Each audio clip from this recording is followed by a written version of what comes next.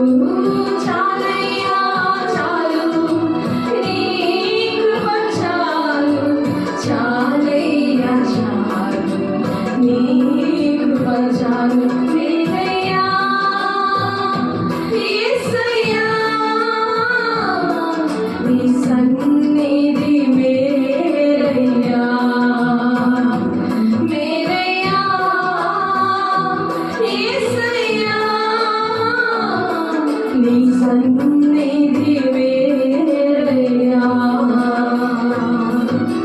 నీ కృపా నీ కరుణా చాలునయ్యా నా జీవితాన నీ కృపా నీ కరుణా చాలునయ్యా నా జీవితాన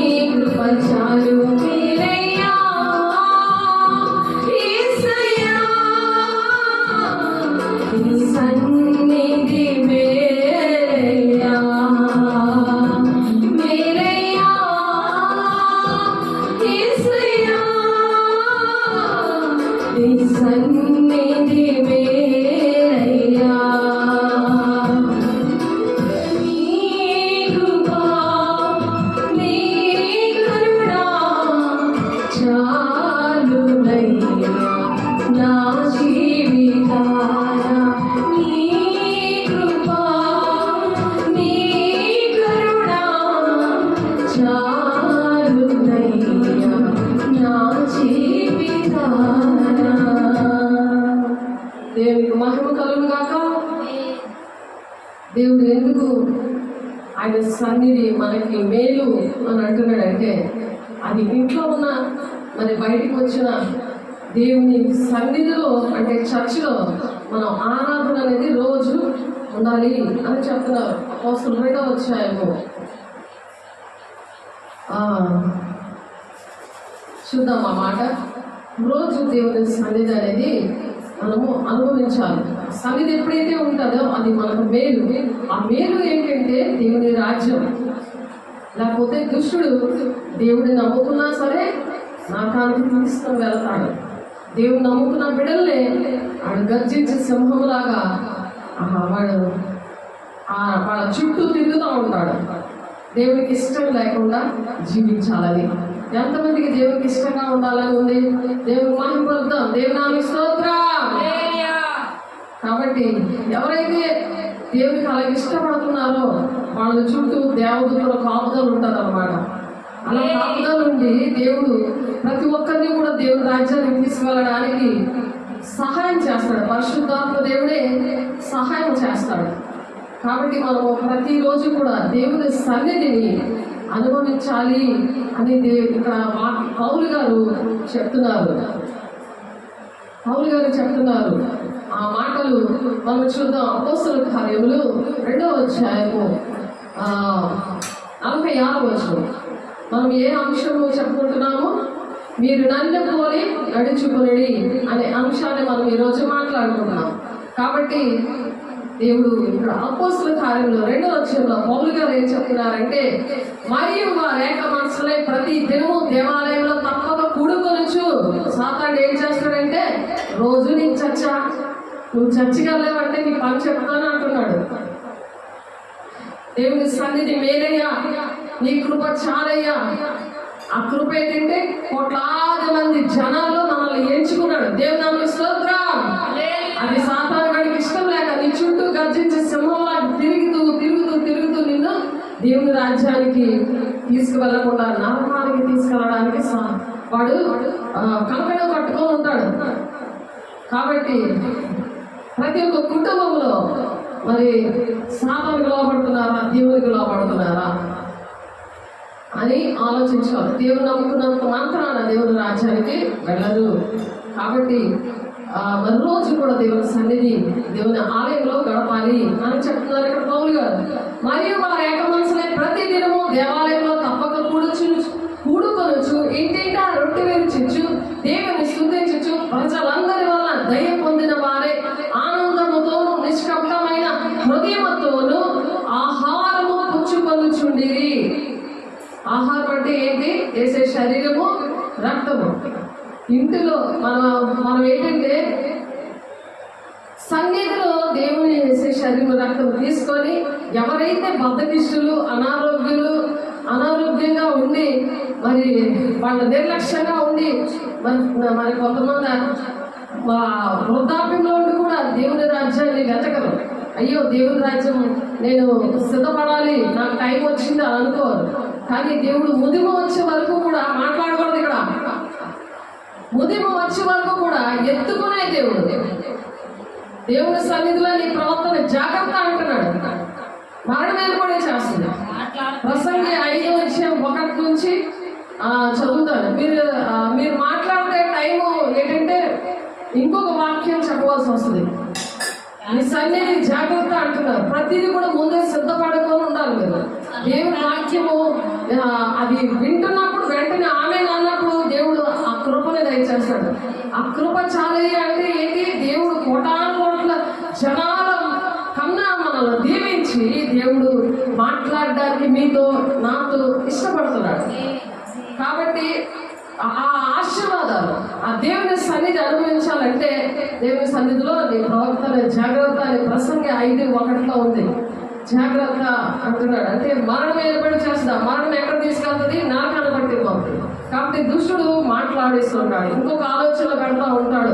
కాబట్టి ఏక మనసుతో ప్రతి దినము తప్పక కూడుకోవాలి. అందరూ మనసు ఒక మనసు అయి ఉండాలి. నీదొక మనసు, నాదొక మనసు ఉంటే అక్కడ దేవుని వాక్యం, దేవుని రాజ్యంకి వెళ్ళడానికి అది హృదయంలో విత్తబడదు. కాబట్టి చక్కగా కూర్చోవాలి. మరియు ఆత్మ మనసులే ప్రతి దేవుని స్తుతించుచు ప్రజలందరి వల్ల దయ పొందిన వారై ఆనందముతోను నిష్కపటమైన హృదయముతోను ఆహారము పుచ్చుకొనుచుండిరి. మరియు ప్రభు రక్షణ పొందుచున్న వారిని అనుదినము చేర్చుకోవాలి. ఏం చేయాలి చెప్పాలి. ఏం చేయాలి? అనుదినము కూడా చేర్చుకోవాలి. మరి తీసుకుంటున్నారా మీరు? అనుదినము చేరుస్తున్నారా? ఎంతమందిని చేస్తున్నారు? ఏసే శరీర రక్తం అనుదినము తీసుకోవడం కాదు, అనుదినము తీసుకొని అనేక మందిని రక్షణ పొందుతున్న వల్ల అనేక మందిని నువ్వు చేర్చాలి. ఇంటింటా రొట్టె వినాలి. ఎవరైతే మరి ఆత్మీయంగా శారీరకంగా బలహీనంగా ఉన్నారో వాళ్ళు చిన్నపిల్లలైనా వృద్ధాప్య పరిస్థితుల్లో ఉన్నా సరే యెషయా 40:31 వచ్చి ఉంటుంది. యెహోవా కొరకు ఎదురు చూచువారు నూతన బలం పొందుకుంటారట, రెక్కలు చాచి ఎగురుతారట, అనేక పరిగెడతారు, సమస్యలుగా నడిచిపోతారు.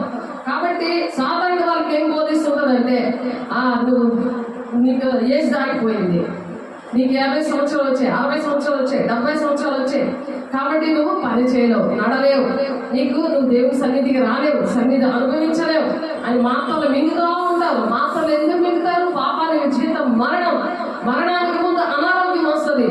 కానీ యెహోవా కొరకు ఎదురు చూచినప్పుడు అటువంటి రావు. యెహోవా మరి అపోస్తలుగా కీర్తన గ్రంథంలో ఉంటుంది. అది యెహోవా కొరకు ఎవరైతే మరి యెహోవా కొరకు ఎదురు చూస్తారో వారి శరీరము సురక్షితంగా నివసిస్తుంది అని ఉంది అక్కడ వాక్యం. కాబట్టి ఆ మాట ఒకసారి చూద్దాం. కీర్తనలు చాలాసార్లు మీతో మాట్లాడాను. ఎవరికైనా అనారోగ్యం వచ్చింది అని అంటే దేవుని సన్నిధి అనుభవించలేనప్పుడు వస్తుంది. దాన్ని బట్టి ఆరోగ్యం అనేది, మన శరీరం అనేది మరి సురక్షితంగా నివసించాలి అని అంటే మనం ఎలా ఉండాలి? సురక్షితంగా సురక్షితంగా మన శరీరము నివసించాలి అని దేవుడు ఇక్కడ మాట్లాడుతున్నారు.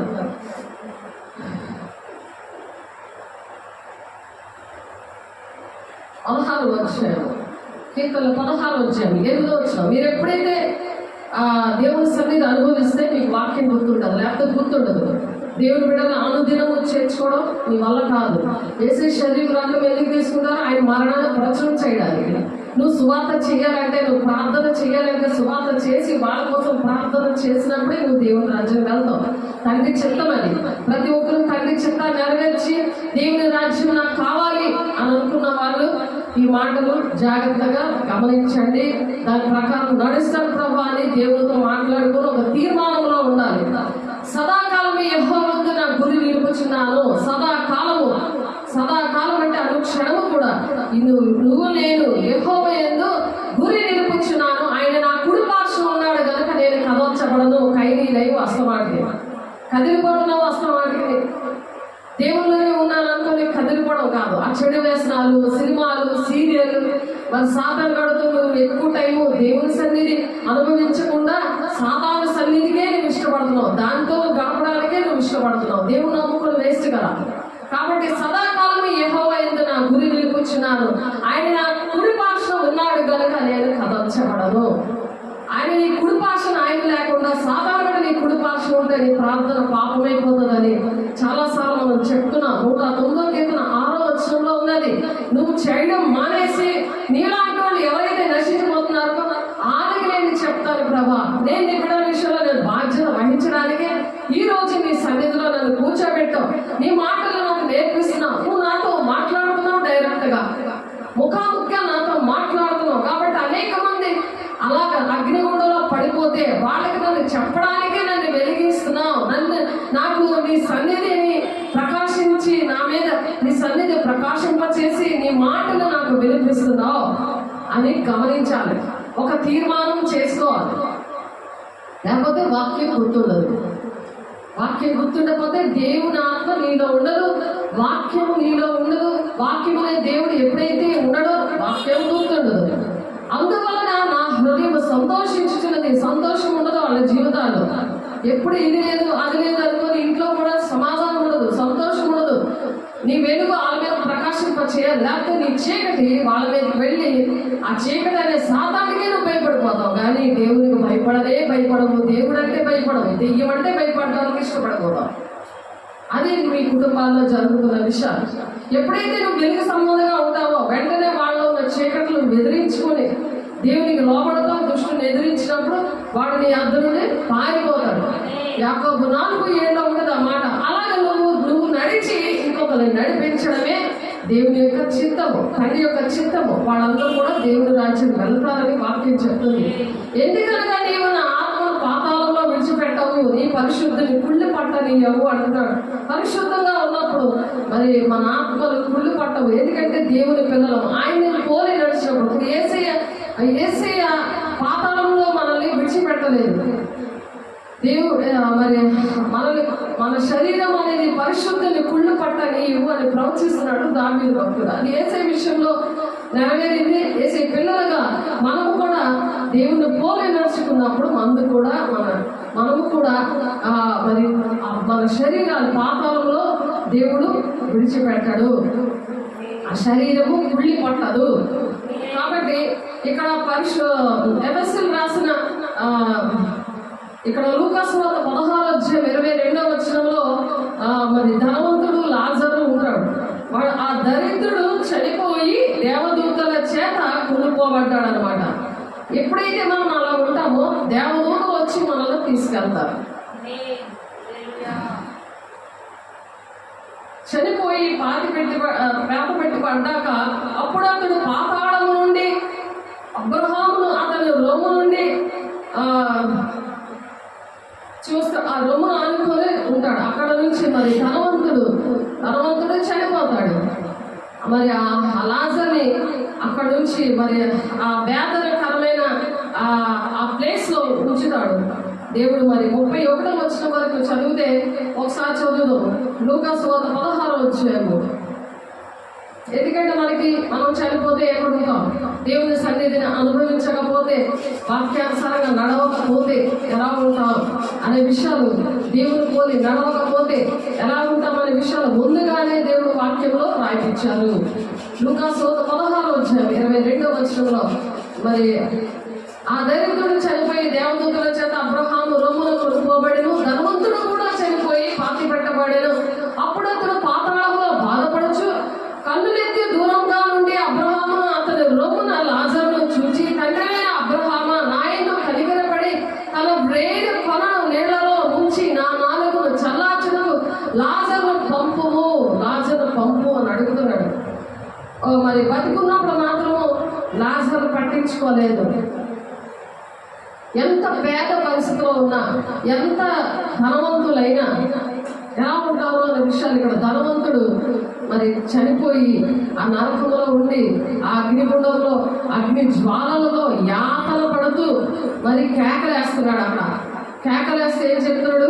నీళ్లలో ముంచి నా నాలుకను చల్లార్చుటకు లాజరును పంపుము అని అడుగుతున్నాడు. అందుకు అబ్రహాము, కుమారుడా, నీవు నా జీవిత కాలం అంది నాకు ఇష్టమైనట్టు సుఖం అనిపించింది. నీకు ఇష్టమైనట్టు నువ్వు సుఖంగా ఉన్నావు, చక్కగా సెల్ ఫోన్లు చూసుకుంటూ నిష్టంగా నువ్వు బ్రతికావు. తినుకొని పడుకొని దేవుని సన్నిధి నాకు అవసరం లేదు, నా ఇష్టం వచ్చినట్టు జీవిస్తానని ఆ ధనవంతుడు అలా బ్రతికాడు. నువ్వు ఎవరు దిక్కులేని పరిస్థితిలో ఉంది. మరి దేవుడు నీకు ఒక దిక్కుగా నిలబడితే ఆ దేవుడు పక్కన పెట్టేసి దేవుని సన్నిధిని విడిచిపెట్టి దేవుడు చేసిన మేళ్ళన్ని మర్చిపోయి దేవుని సన్నిధి వద్దనుకుంటే ఆనాడు ధనవంతుడు ఎలా ఉన్నాడో ధనవంతుడు ఇష్టం వచ్చినట్టు దీవించాడంట. మరి నువ్వు కూడా నీ దగ్గర ధనం లేకపోయినా, ఎవరు నీకు లేకపోయినా దేవుడు నీ తోడున్నాడని దేవుడు చెప్తుంటే, దేవుడు నీకు అనేకమైన అద్భుత కార్యాలు నీ జీవితంలో చేస్తుంటే ఎలా ఉన్నావు? దేవుడు బిడ్డ, దేవుడు నీతో మాట్లాడుతున్నారు. అతను ఆ ధనవంతుడు అంట, నీకు ఇష్టమైనట్టు సుఖం అనుభవించింది, అలాగే లాజరు కష్టం అనుభవించడని జ్ఞాపకం చేసుకున్నాము. లాజరు కష్టం అందించాడు. ఇప్పుడు మనం ఎన్ని కష్టాలు పడినా దేవునికి ఇష్టంగా మనం బ్రతకాలి. దేవుని రాజ్యం కావాలంటే దేవుడు నాకు స్తోత్రం అనుభవించిన జ్ఞాపకం చేసుకోము. ఎప్పుడైతే వాడు ఇక్కడ నెమ్మది పొందుచున్నాడు, నీవు యాతన పడుచున్నావు. యాతన పడతామంట. అక్కడ ఏం పడతాం? అక్కడ దేవునికి మహిమ కలగాలి అని చెప్పాలి. డోర్ ఇప్పుడు చెప్తున్నప్పుడు దేవుడు నేను దేవుని రాజ్యానికి తీసుకొని వెళ్తాడు. ఆ శాతం నుండి నేను విడిపిస్తాడు, ఆ బంధకాల నుండి విడిపిస్తాడు. ఇప్పుడు ధనవంతుడే తను ఇష్టం వచ్చినట్టు జీవించినందుకు తను ఎలాగైతే అగ్నిగుండంలో వెళ్ళాడు, నువ్వు ఎటువంటి పరిస్థితుల్లో ఉన్నా నువ్వు దేవుని సన్నిధి అనుభవించాలి. ఇష్టపడితే దేవుడు ఏం చేస్తాడంట? దేవుని రాజ్యంలో దేవుడు తీసుకెళ్తాడంట. ఆమె అనుదినము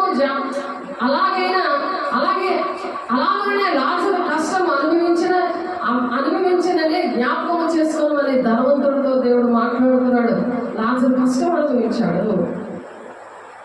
ఇప్పుడైతే వాడు ఇక్కడ నెమ్మది పొందుచున్నాడు. మనం ఎన్ని కష్టాలు పడినా ఎక్కడ ఉంటామో? దేవుని రాజ్యంలో నెమ్మదిగా ఉంటాం. మరి ధనవంతుడు ఎలా ఉన్నాడు? యాతన పడుతున్నాడు అగ్నిగుండంలో.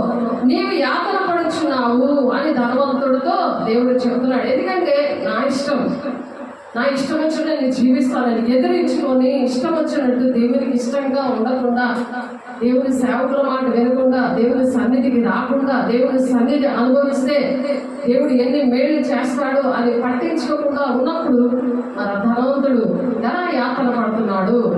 లాజరు అయితే ఆ ధనవంతుడు రొట్టె ముక్కలు విసిరేస్తే ఆ రొట్టె ముక్కలు తిని తను అలాగ బ్రతుకుతాడు. ఆ లాజరుని అసలు చూడదు. ధనవంతుడు అసలు పట్టించుకోడు.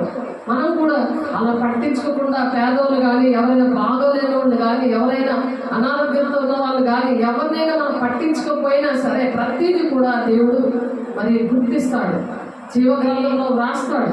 కాబట్టి మనం ఎలా ఉండాలి? దేవుని బిడ్డల్ని ప్రేమించి ప్రతి ఒక్కరిని దేవుడు ఎలాగైతే ప్రేమించాడో అలా ప్రేమించినప్పుడు ఎన్ని కష్టాలు వచ్చినా లాజరు ఏ విధంగా మరి వెళ్ళాడో, లాజరు ఏ విధంగా దేవుని రాజ్యానికి వెళ్ళాడో అలా మనం ఉంటామట. అంతేకాక ఇక్కడ నుండి మీ వద్దకు గోరువారు దాటి జాలకుండినట్లు అక్కడ వారు మా యొద్దకు దాటి రాజాలకుండినట్లు మాకును మీకును మధ్య మహా అగాధముందబడి ఉన్నదని చెప్పాడు. నువ్వు ఆ నీటి చుక్కని మరి లాజరు ద్వారా వేయించమని చెప్తున్నావు కదా, మరి అక్కడ ఎలా ఉందంట? మీ యొద్దకు గోరువారు జాలకుండినట్లు అక్కడ వారు మా యొద్దకు దాటి రాజాలకుండినట్టు మాకును మీకును మధ్య మహా అగాధం ఉంది. ఆ పాతాళానికి మరి ఆ యాతన పడుతున్న ఆ ప్లేస్ కి, నెమ్మదిగా ఉన్న ప్లేస్ కి మధ్యలో ఒక అగాధం ఉంది. అందుకని అలాగ నీటి చుక్క వెయ్యలేడు లాజరు అని దేవుడు చెప్తున్నాడు.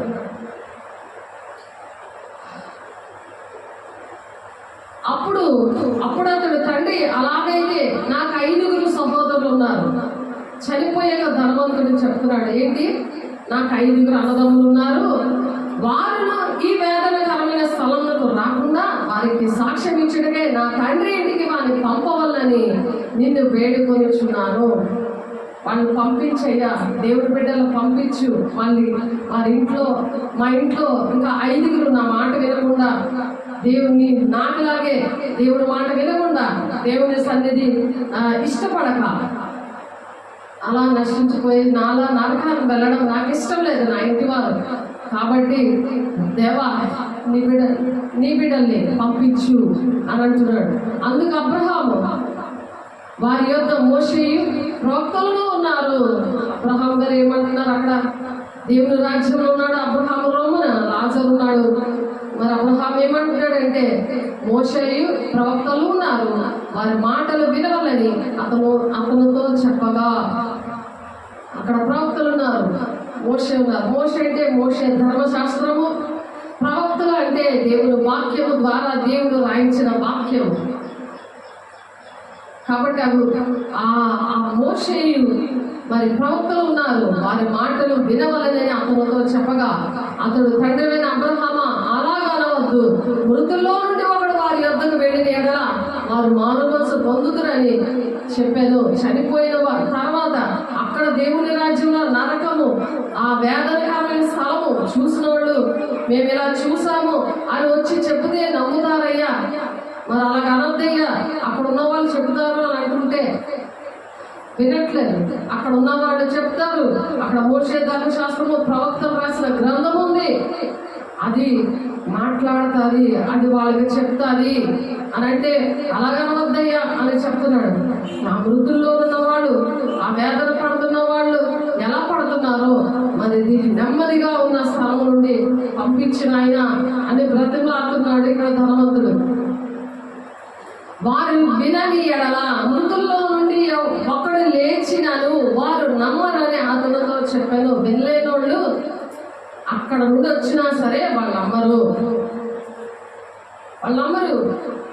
ఇలా నేను పరలోకంలోని ఇలా నెమ్మది పొందే స్థానం నుండి వచ్చాను అని అంటే వాళ్ళు నమ్మరు అని చెప్పాడు అనమాట అక్కడ. కాబట్టి మనం ఎలా సిద్ధపడాలి అని జ్ఞాపకం చేసుకుందాం. 2 పేతురు 3వ అధ్యాయం చూడండి.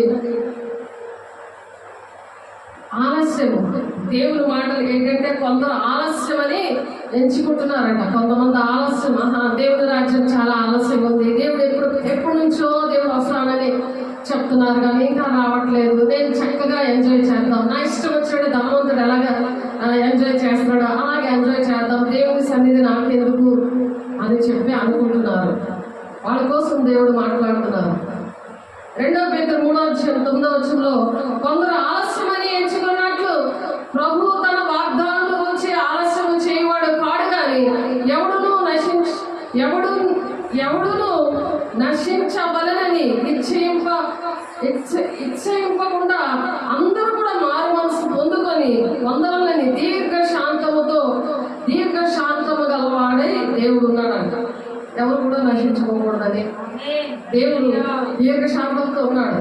లేకపోతే కొంతమంది దేవుని బిడ్డలు చక్కగా రెడీగా ఉన్నారు, వాళ్ళు దేవుని రాజ్యానికి వెళ్ళిపోయి మిగిలిన వాళ్ళ కుటుంబంలో ఇంకా అవిధేతిగా దేవుని సన్నిధి అంటే ఇష్టం లేకుండా, సేవకులు అంటే ఇష్టం లేకుండా, దేవుని మాటలంటే ఇష్టం లేకుండా, లోకము నేను శరీరానుసారిగా లోకంలో ఇంకా ఎంజాయ్ చేద్దాము అనుకున్న వాళ్ళ కోసం దేవుడంట దీర్ఘశాంతంగా ఉన్నారంటే శరీరానుసారమైన నియమముతో ఉన్న వాళ్ళ కోసం. ఆత్మానుసారమైన నియమం గలవారు చెబుతున్నా సరే చాలా నిర్లక్ష్యంగా, కోపంగా, చిరాకుగా, నేను రాను, నేను నమ్ముకోను, నేను దేవుని మాట వినను, నాకు అవసరం లేదు అని అంటున్న వారి విషయంలో దేవుడు అందుకనే లేట్ చేస్తున్నాడంటే దేవుని రాజ్యం, దేవుడు రాకడా అందుకనే లేట్ చేస్తాడు. కాబట్టి నువ్వు సిద్ధపడి దేవుని బిడ్డలు సిద్ధపరచాలి.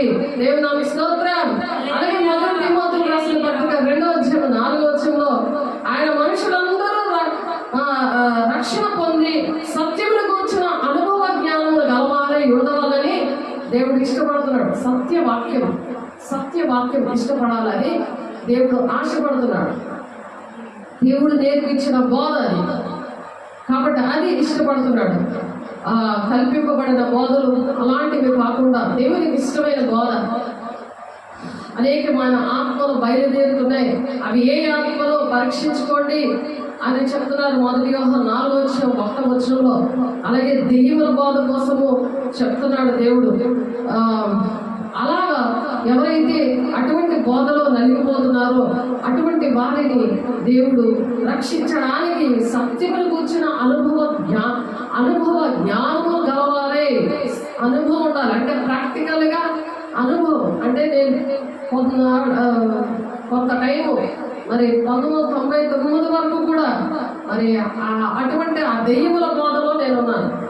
ఆ కల్పింపబడిన బోధ, నామకార్థమైన జీవితం, అటువంటి పరిస్థితుల్లో ఉండి మరి ఎన్నో కష్టాలు నష్టాలు పడిన తర్వాత దేవుడి దగ్గర నా జీవితం అంకితం ఇచ్చి నాకు భక్తి నేర్పించి అన్నప్పుడే దేవుడు ఈ సత్య బోధని దేవుడు నేర్పించాడు. దేవుడు నాకు స్తోత్రం.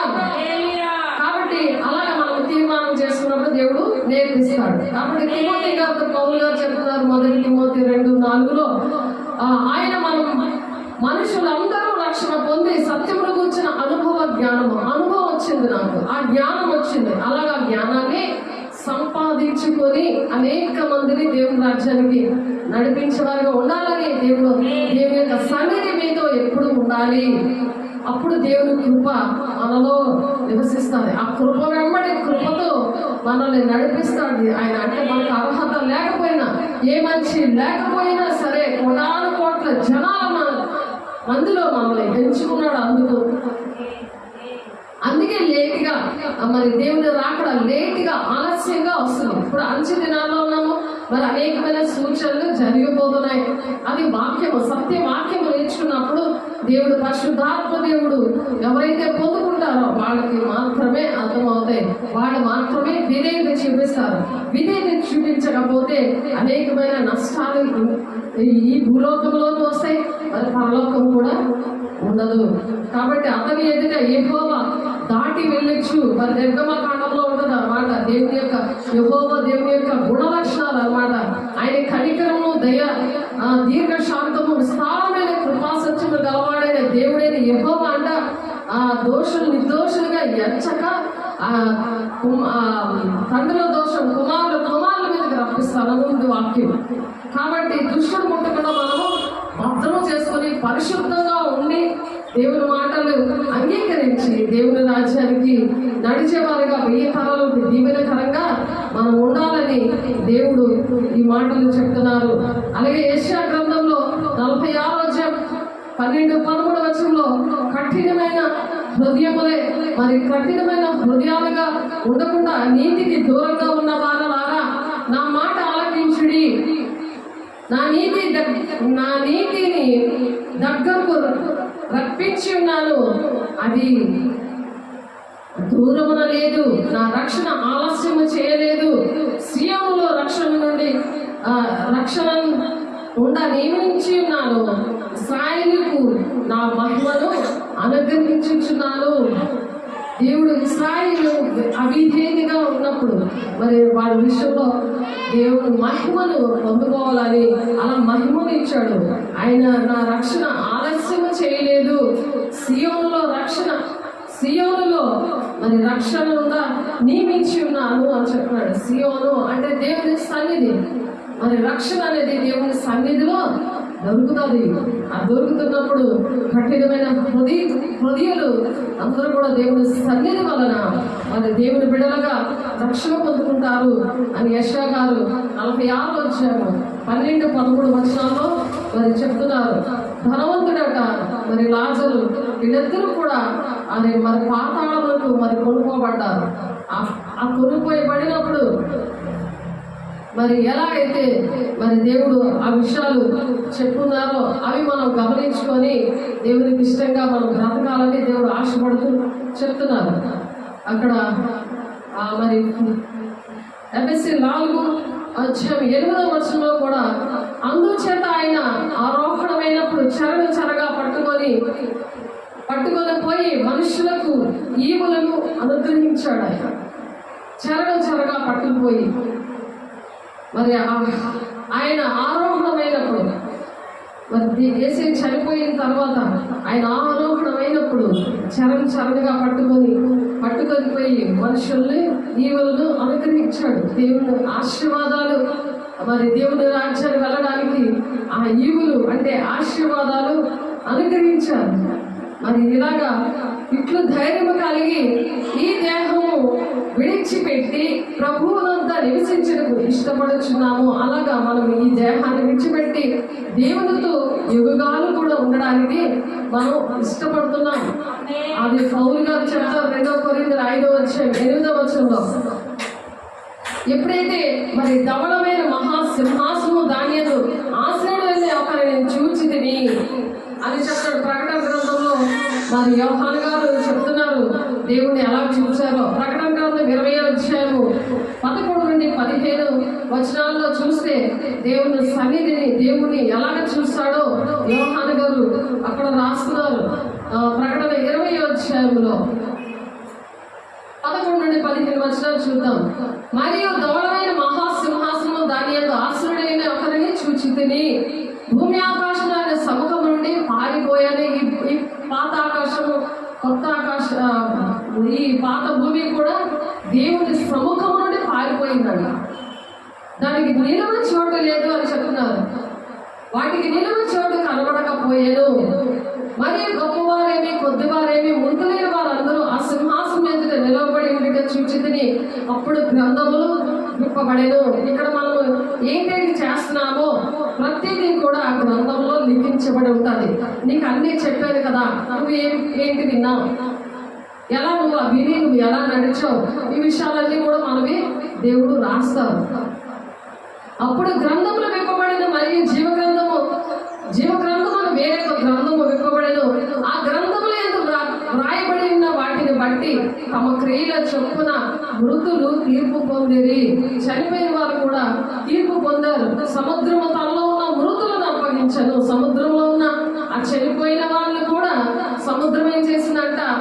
అప్పగించిందంట దేవుని సన్నిధికి. మరణమును పాతాళ లోకమును వాటి వర్షములో ఉన్న మృతులను అప్పగించను. మరణము పాతాళ లోకము ఏం చేశారంట?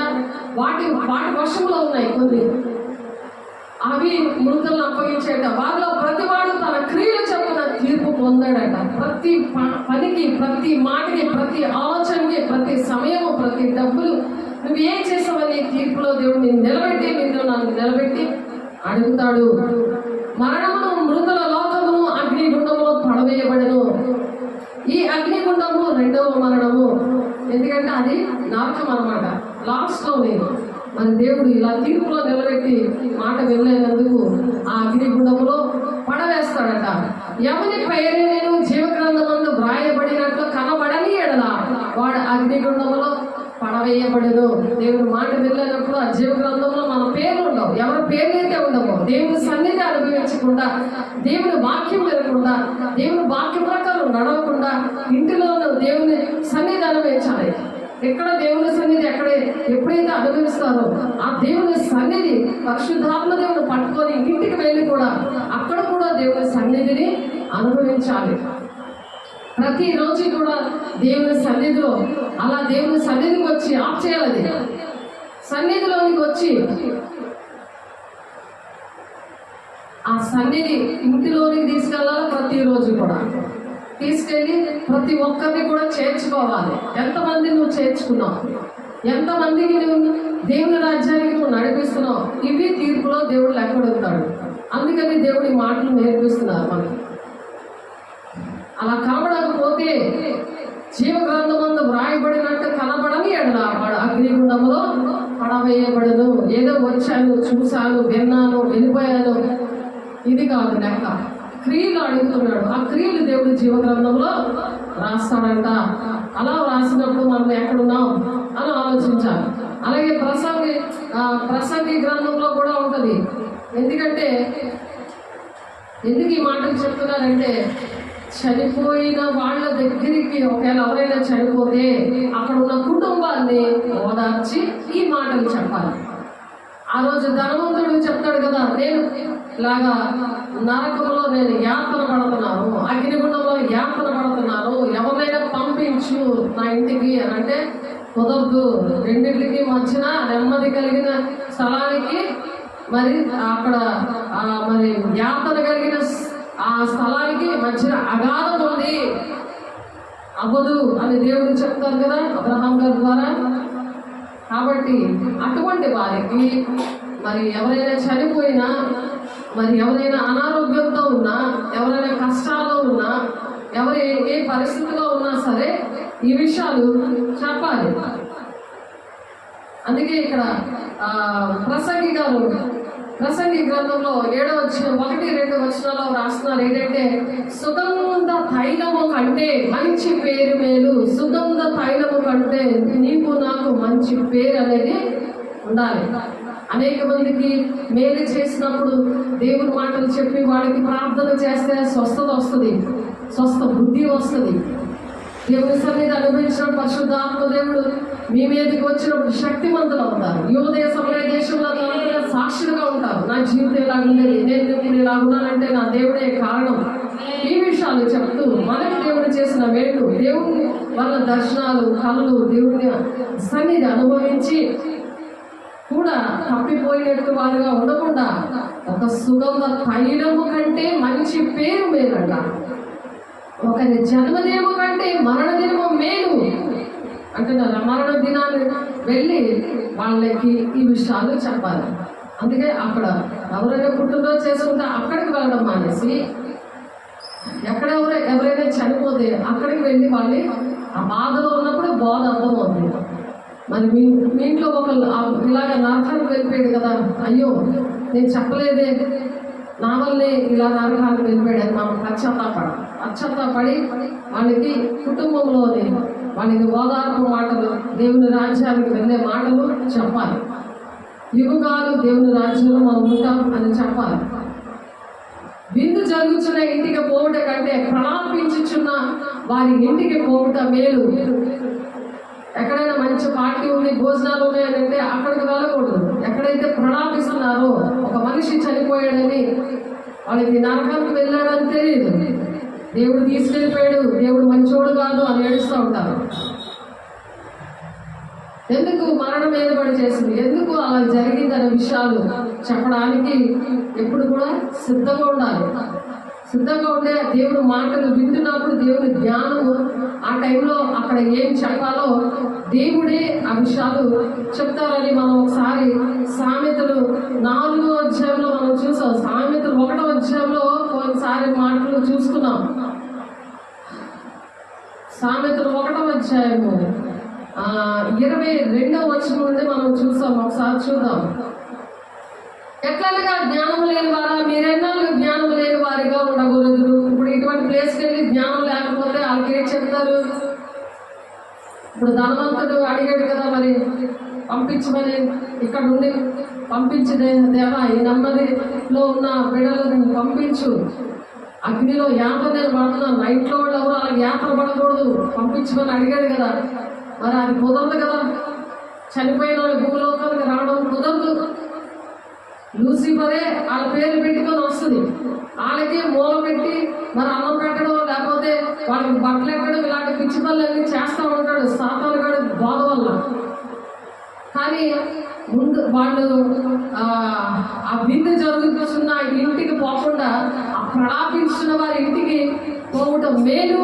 ఏదైనా మరణం అందరికీ వచ్చును కనుక బ్రతుకు వారు దానిని మనసులో పెట్టుదురు. నవ్వుటి కంటే దుఃఖపడటం మేలు. ఎలాగగా భిన్నమైన ముఖము హృదయమును గుణపరచును. జ్ఞానుల మనసు ప్రలాపించు వారి ఇంటి మీద నుండి ప్రలాపిస్తున్న వారి ఇంటి మీద ఉండదట జ్ఞానుల మనసు. అయ్యో వాళ్ళు అలా చేడిస్తున్నారే, వాళ్ళ ఇంట్లో ఇలాంటి పరిస్థితి జరిగింది అని వాళ్ళు ఆ జ్ఞానవంతులు వాళ్ళకి ఆలోచిస్తారట. బుద్ధిహీనుల తలంపు సంతోషించే వారి మధ్య ఉండదట. ఎక్కడైతే హ్యాపీగా సంతోషంగా ఎంజాయ్ చేస్తారో అక్కడికి వెళ్ళిపోతారు వాళ్ళు ఎంజాయ్ చేయడానికి. కానీ ఇలా బాధలో ఉన్న వాళ్ళ దగ్గరికి వెళ్ళరు. ఆ చావు అంటే అంటు ముట్టు అనుకొని, కీడు అనుకొని వెళ్ళరు. వాళ్ళు దెయ్యాలయ్యి వస్తారని వెళ్ళరు. కానీ ఇక్కడ దేవుడు ఏం చెప్తున్నారు? సామెతలు 1వ అధ్యాయంలో 22వ వచనంలో, ఎట్లనగా జ్ఞానం లేని వారు మీరెన్నాళ్ళు జ్ఞానం లేని వారిగా ఉండకూడదు. ఈ జ్ఞానం లేని వాళ్ళు ఎక్కడికి వెళ్ళిపోతున్నారు? ఎక్కడ విందుంటే, ఎక్కడ భోజనాలు ఉంటే, ఎక్కడ హ్యాపీగా ఉంటే అక్కడికి వెళ్ళిపోతున్నారు. వాళ్ళని ఇక్కడ మాట్లాడుతున్నారు వాళ్ళ కోసం. అపహాసకులారా మీరు ఎన్నాళ్ళు అపహాస్యం చేయొచ్చు, ఆనందించరు, చక్కగా జోకులు వేసుకొని ఎంజాయ్ చేసుకుంటుంటారు. కానీ కీర్తనగారు చెప్తాడు, దుష్టులు ఆలోచన చెప్పి నడవక, పాపుల మార్గం నిలవక, అపహాసకులు కూర్చుంటే చోట కూర్చోద్దు అంటున్నాడు.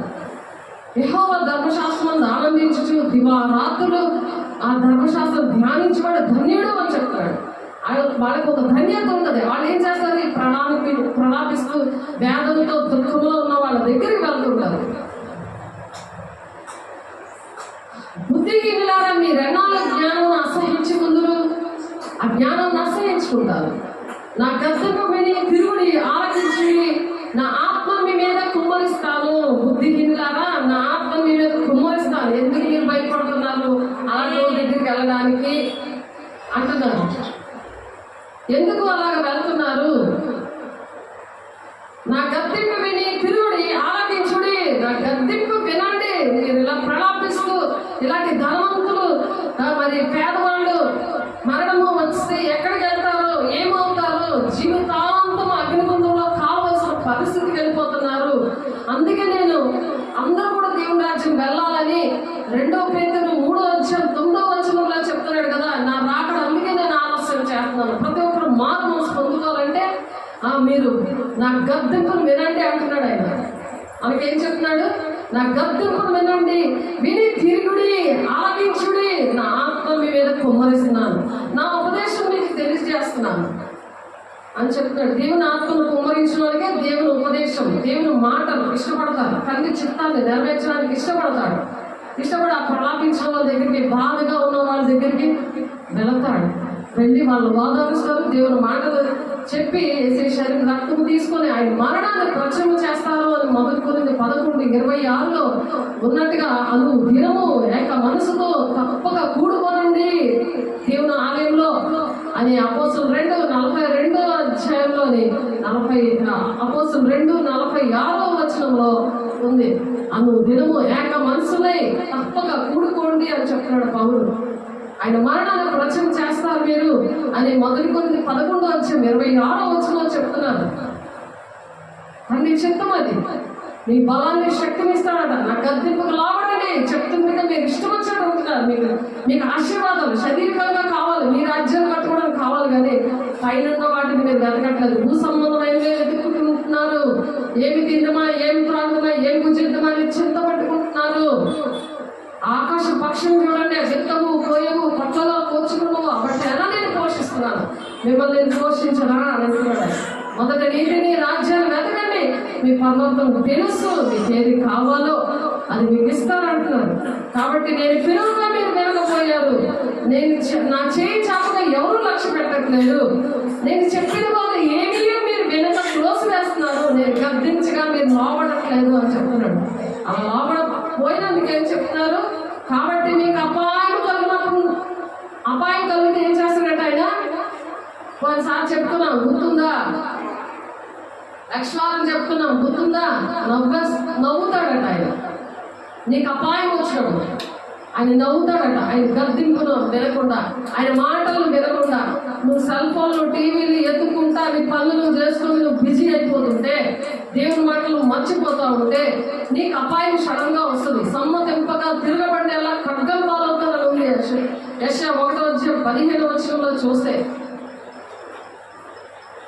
సడన్ గా మరి యాక్సిడెంట్ ఏంటి, మరి ఆపదలు ఏంటి, అప్పులోడు ఏంటి, హార్ట్ అటాక్ ఏంటి, ఇలాంటివన్నీ అందుకే వస్తున్నాయి. నవ్వుతాడట. ఒక ఆమెకు అలాగే నవ్వునట్టు చూపించారని మనం చెప్తున్నాం.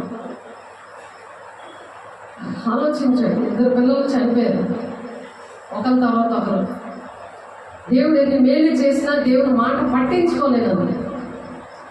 ఆ మేలుని అనేక మంది వివరించడానికి ఆయన కృప ద్వారా మనల్ని రక్షిస్తాడు, మనకు మేలు చేస్తాడు, అద్భుత కార్యాలు, ఆశ్చర్యకార్యాలు, మహత్కార్యాలు దేవుడు చేస్తాడు. మరి అవి చూసుకొని అది మంచం కింద కొంచెం కింద పెడుతున్నావా, మర్చిపోతున్నావా దేవుడిని? దేవుడు చేసిన మేలని మర్చిపోయి హాయిగా ఎంజాయ్ చేసుకొని కూర్చుంటున్నావా? తిరుకోలు పడుకొని హాయిగా భద్రకృష్ణలాగా దేవుని సన్నిధిని అనుభవించమంటున్నాడు. నీ ఆత్మను కుమ్మరిస్తానంటున్నాడు. ఆయన పిలుస్తాడు కదా, వినట్లేదు. దేవుని సన్నిధికి రా రోజు అని చెప్తున్నా, వినట్లేదు. యేసు శరీరం రక్తం తీసుకో అంటే వినట్లేదు. కాబట్టి మీకు అపాయం కలిగినప్పుడు నేను నవ్వెదను, మీకు భయం వచ్చినప్పుడు నేను అపహాస్యము చేసేదను. భయం మీ మీదకి తుఫాను వలె వచ్చినప్పుడు, సుడిగాలి వచ్చినట్లు మీకు అపాయం కలిగినప్పుడు, మీకు కష్టమును దుఃఖమును ప్రాప్తించినప్పుడు నేను అపహాస్యము చేసేదను అంటున్నాడు ఆయన. ఆలోచిస్తున్నారా? ఆయన నవ్వుతే బాగుంటుందా? ఆయన పట్ల మీకు ఆపద వచ్చినప్పుడు ఆయన మిమ్మల్ని ఆదుకోకుండా ఉంటే బాగుంటుందా? మన శుక్రవారం నేను మరి మోయిలో వెళ్ళినప్పుడు మరి ఉదయం నుంచి మరి అక్కడ ప్రార్థన అంతా కూడా చేశాక మరి సాయంత్రం 6 అయిపోయింది. అక్కడ నుండి వస్తున్నప్పుడు ఒక చెట్టు దగ్గర బండి పెట్టారు. ఆ బండి ఏంటి, అక్కడ కొన్ని చీకటి శక్తులు ఉన్నాయి. చీకటి అయిపోయింది. ఆ బండి తీయడానికి ఎవరైనా తోడురండి అన్నాడు అని నా నోట్లోంచి మాట వచ్చింది. నాకు అసలు ఇప్పుడు భయం లేదు.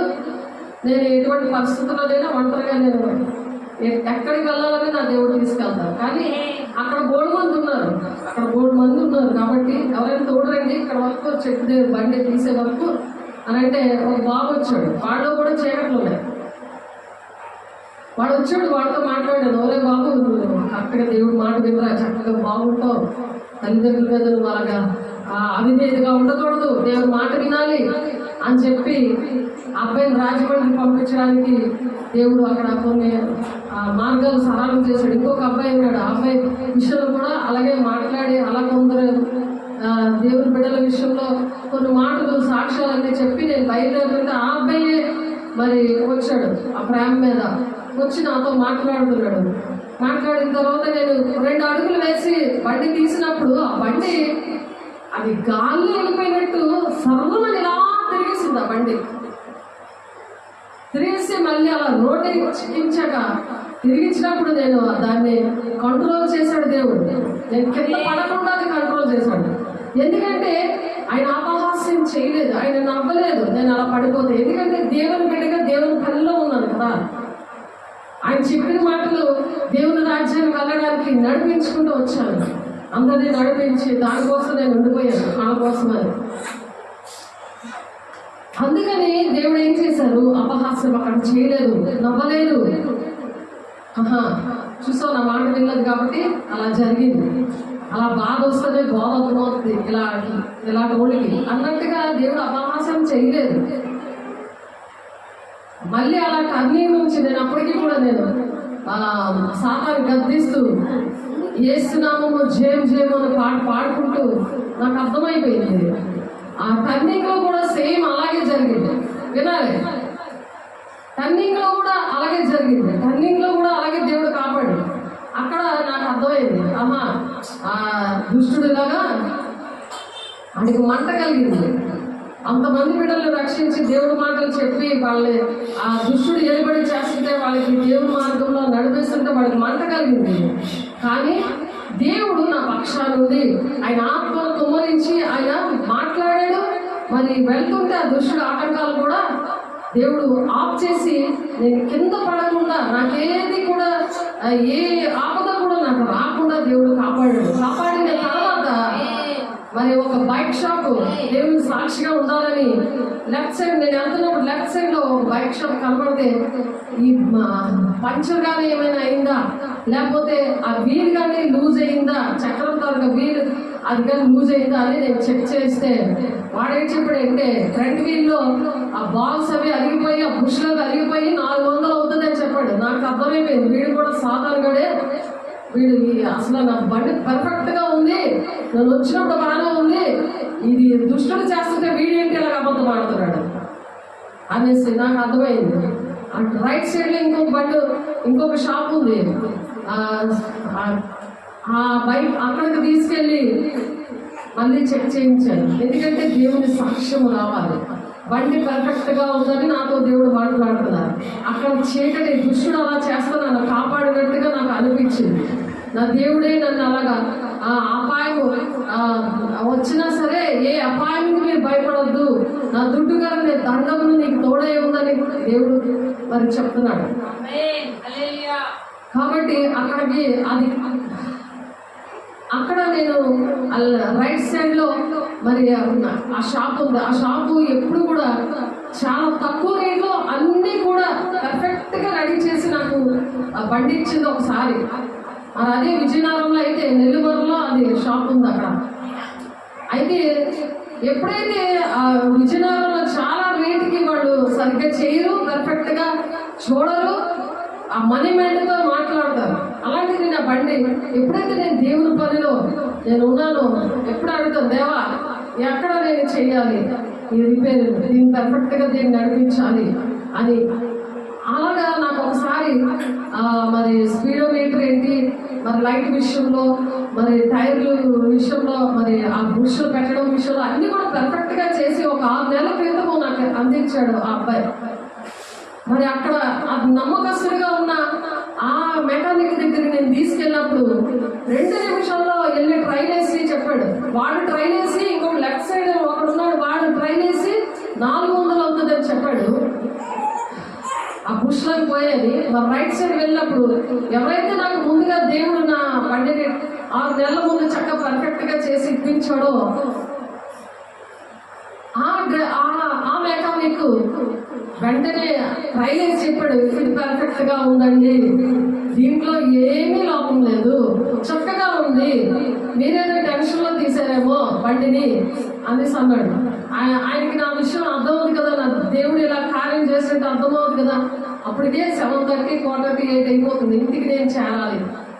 వెంటనే తను అది చక్కగా ఆ మాట చెప్పేసరికి దేవుడు ఆ సాక్ష్యం అనేది ఇచ్చాడు కదా. దుష్టుడు చేసిన అగ్ని బాణాల నుండి దేవుడు విడిపించాడు.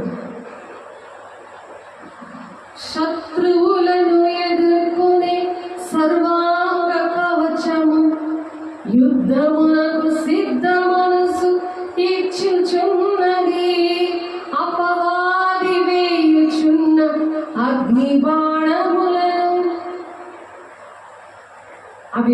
ఆపే శక్తిని దేవుడు ఇచ్చారు. అగ్నిబాణం, ఆడ అగ్నిబాణాలు వేశాడు ఆ బండి మీద. అది ఆ యుద్ధానికి సిద్ధ మనసు దేవుడు ఇచ్చాడు. ఆ సిద్ధ మనసుని సమాధానం సువార్తమైన సిద్ధ మనసుని జోడించి నన్ను అలా నిలబెట్టాడు. నీ వాక్యమే నన్ను బ్రతికించెను, బాధలలో నెమ్మదినిచ్చెను. కృపాశక్తి దయాశక్తి సంపూర్ణుడా, వాక్యమై ఉన్న దేవ వందనమయ్యా. అది సత్యవాక్యం అన్నమాట.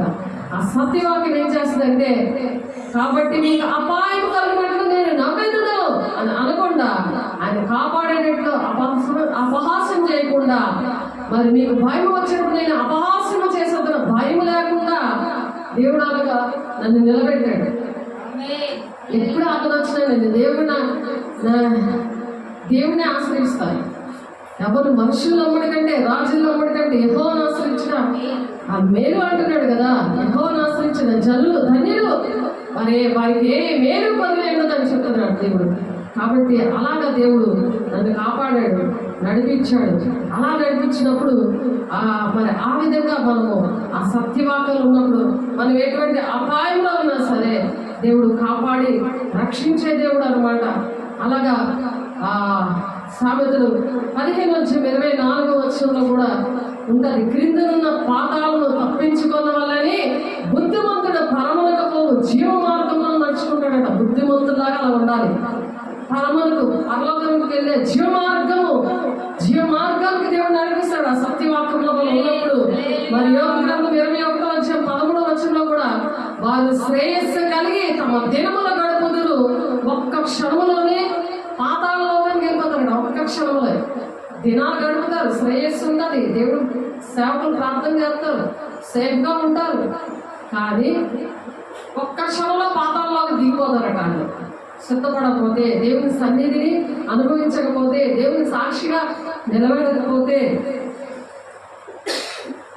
ఆలోచించండి. దేవుడు నన్ను కాపాడుతున్నాడులే, మా సేవకులు మాకున్నారులే అనుకుంటే నువ్వు దేవునితో గడపకుండా, దేవునితో నేను సాక్ష్యం కలిగి లేకపోతే, దేవుని కోసం నువ్వు బ్రతకకపోతే, రెండు ఆత్మలు ఉంటాయంట ఈ లోకంలో. ఒకటి శరీరానుసారమైన ఆత్మ, అదేంటంటే స్వార్థపూర్తిగా ఉంటుంది, దేవునికి దూరంగా ఉంటుంది. శరీరానుసారం. ఆత్మానుసారం ఎలా ఉంటారంటే ఆ ధర్మశాస్త్రం లోబడి దేవుని కోసం బ్రతుకుతారు. దేవుని నామకు స్తోత్రాలు. ఒక్క క్షణంలో పాతాళలోకానికి దిగరాడు.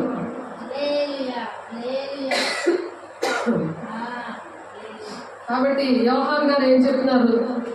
ఈ లోకంలో తీర్పు జరుగుతున్నది, ఇప్పుడు ఈ లోకాధికారి బయటకు త్రోసివేయబడతాడు అంటున్నాడు. ఈ లోకాధికారి అంటే సాతానుడు, వాడిని త్రోసేస్తాడు అనమాట. త్రోసేసే పరిస్థితిలో ఉంటారు. కాబట్టి నమ్మిన వారికి మనం బాప్తిసం తీసుకున్నప్పుడు, నమ్మి బాప్తిసం తీసుకున్నప్పుడు రక్షించబడతారు, నమ్మని వారికి శిక్ష విధించబడతారు. మరి భూలోకంలో తీర్పు తీర్చబడుతుందని ఉంది ఇక్కడ యోహాను రాసిన 12:3 అలాగా ఉండాలంటే ఇప్పుడు ఈ లోకంలో తీర్పు జరుగుతున్నది అంటే భూలోకంలో తీర్పు జరుగుతుంది. ఇప్పుడు ఈ లోకాధికారి బయటికి త్రోసివేయబడతాడు.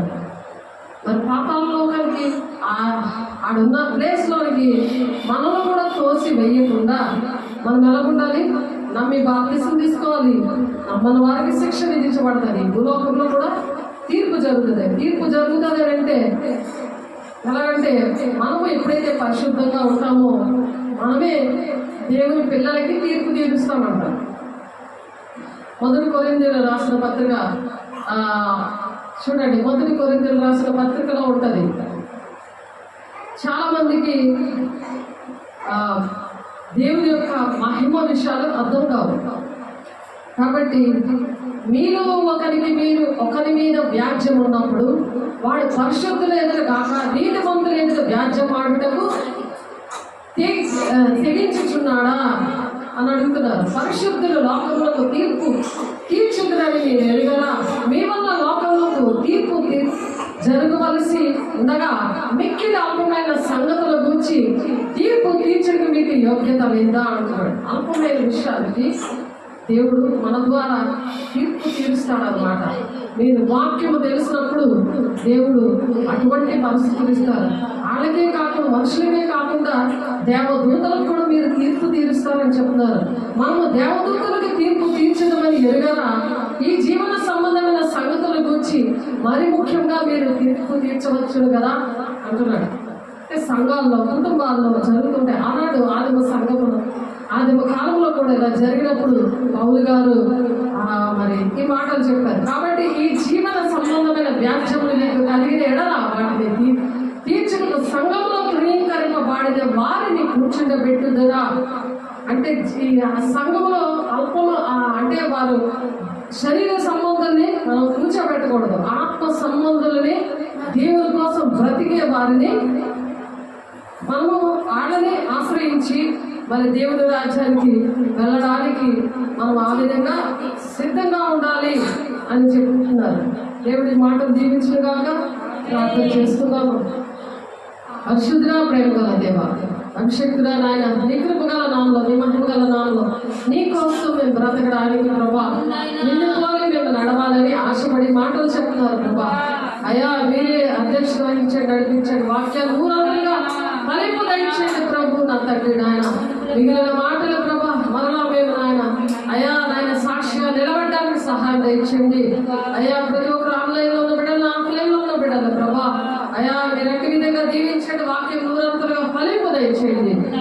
మీ సాక్షిగా నిలబెట్టుకొని మరి తండ్రి చిత్త నెరవేర్చి ప్రభా ఆత్మానుసారులుగా ఉండి నిన్ను పోలి నడవడానికి మీరు సహాయం చేసి నడిపిస్తున్నందుకు సమస్త మహిమ ఘనత ప్రభావం మీకే ఆరోపించుకుంటూ ఆటంకపరిచిన ప్రతి దురాత్మ శక్తులు యేసునామములో మీరు లయపరిచినందుకు మీకే వందనాలు స్తోత్రాలు చెల్లిస్తూ యేసే పరిశుద్ధ నామములో బ్రతిమలాడి వేడుకుంటున్నాను తండ్రి. ఆమేన్. తండ్రి యొక్క దీవెన, కుమారి యొక్క కృప, పరిశుద్ధాత్మ యొక్క సహవాసము నిత్యము సదాకాలము మరి చేతులెత్తిన ప్రతి ఒక్క బిడ్డకి సదాకాలము తోడేయండి, నడిపించిన గాక. ఆమేన్. God bless you. దేవునికి మహిమ కలుగును గాక. ఆమేన్. స్తోత్రం.